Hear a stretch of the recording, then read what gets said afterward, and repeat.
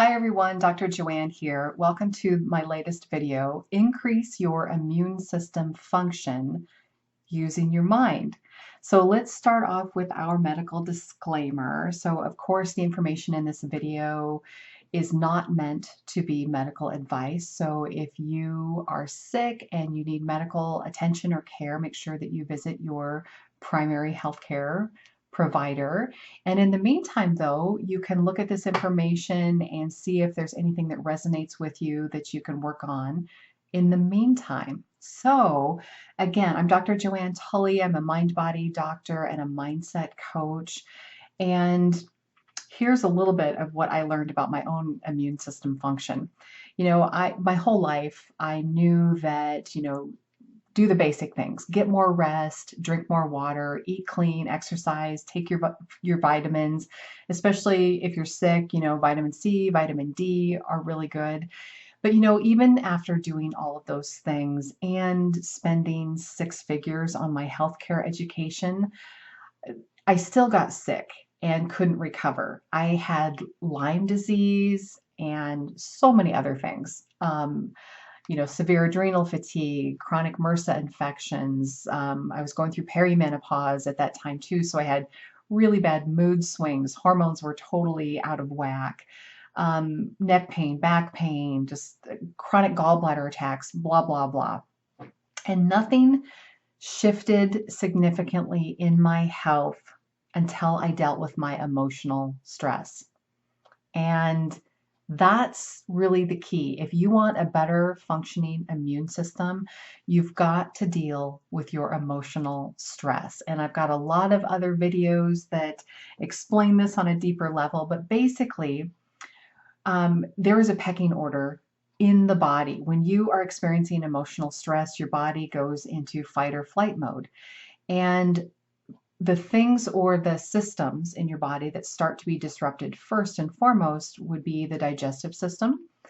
So if you're having any stomach issues or issues with absorption or elimination, that's going to be hit first. Then adrenals, then thyroid, then reproductive system, and then anything else in the body. So you got to look at that pecking order and kind of see, like, what do you have going on? And then just know that chronic anxiety disrupts your digestive system first and foremost also, but it can also be experienced as a racing heart or high blood pressure. And chronic anger, which might include frustration, irritation, and resentment, this can create chronic infections, terrible mood swings, hot flashes, sore throats, flu, decreased liver and gallbladder function, heart issues, lots of things going on there. So we've got to learn to deal with our emotional stress, and that will give us a lot more long-term increase in our immune system function. So first step. The first step that we're going to do, I've got three things here. First step is identify and let go of the fears. The fears are what create anxiety and panic attacks. So you've got to pay attention to your thoughts. And fear-based thoughts that create anxiety and panic attacks would be things that you worry about. What do you chronically worry about? Do you worry about what other people think? Do you worry about the future, what might or might not happen? Do you worry about worst case scenarios? Do you worry about getting sick? Do you worry about these bugs being stronger than you and overpowering your body? Do you worry about your loved ones and what they're doing? So do you have this basic pattern of worrying about things? That you've got to learn to identify those things and let them go. That's what I teach in my programs. That's mindset work.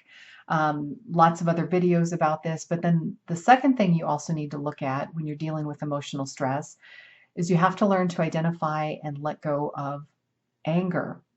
And what's underneath anger is generally hurt feelings. It's never what you think it is. You've got to go deeper. It's easy to be angry. It's not easy to process and feel your hurt feelings. That's not easy. That doesn't feel good. So anger is just easier to express. So Usually the chronically angry people, they don't know what they're angry about. They're just, everyone is upsetting them.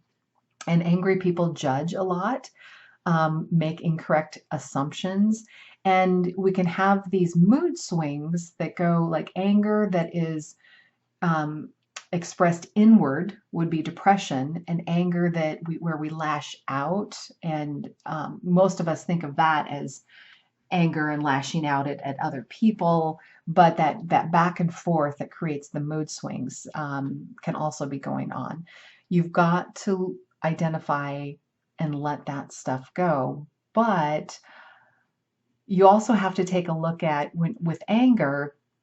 A lot of people think that their anger is keeping them safe, and or who would I be without my anger? So we have to like work through some of those issues and look at it in a different way. It's never what you think it is. Your anger isn't keeping you safe. It's not keeping you protected from what other people are doing. You have a lot more protection when you let it go and you can see things as they are.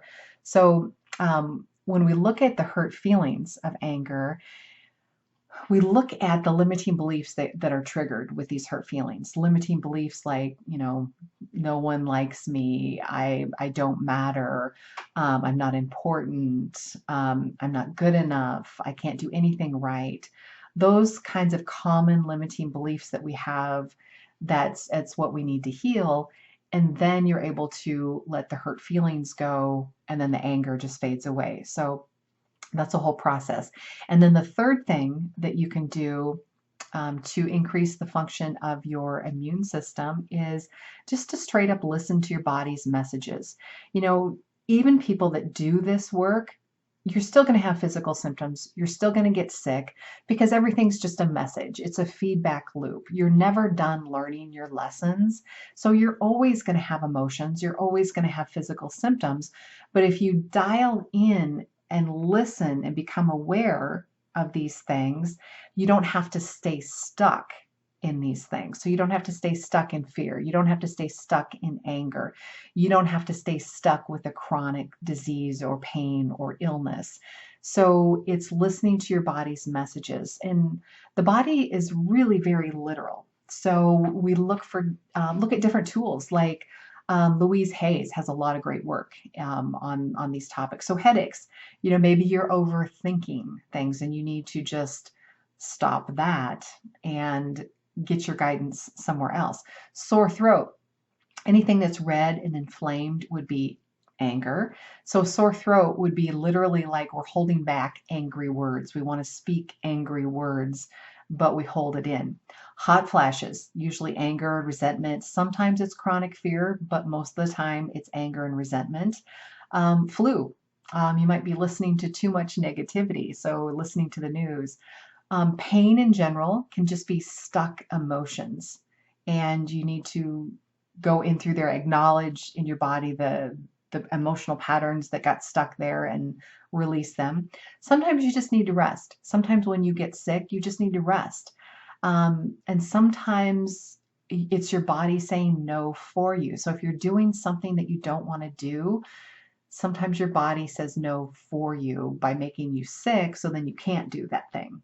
So listen to your body's messages, and that's how you're going to honor your body. So then you're going to be increasing your immune system function. So if you deal with the emotional stress and become really emotionally intelligent, and what I mean by emotionally intelligent is that you're more calm and deliberate with your emotions instead of reactive, because you've been doing the cleanup work, so that you're not triggered so easily. You still get triggered, but you look at it in a different way after you've processed it and moved through it. And then you're always looking at the feedback loops. How do I feel today? Do I feel off? Do I feel good? And just working with your body and honoring it. And in the meantime, yeah, definitely, get plenty of rest, exercise, eat clean, drink lots of water, take some vitamins if you want to. I don't take much for vitamins anymore. Sometimes I do, especially, if I'm sick. And I only get sick anymore if I stay in frustration for about 2 or 3 days. If I'm working through something and it's taking longer than necessary, because sometimes we just hold on to things, then I'm more susceptible to getting a cold or catching, this virus that's going around.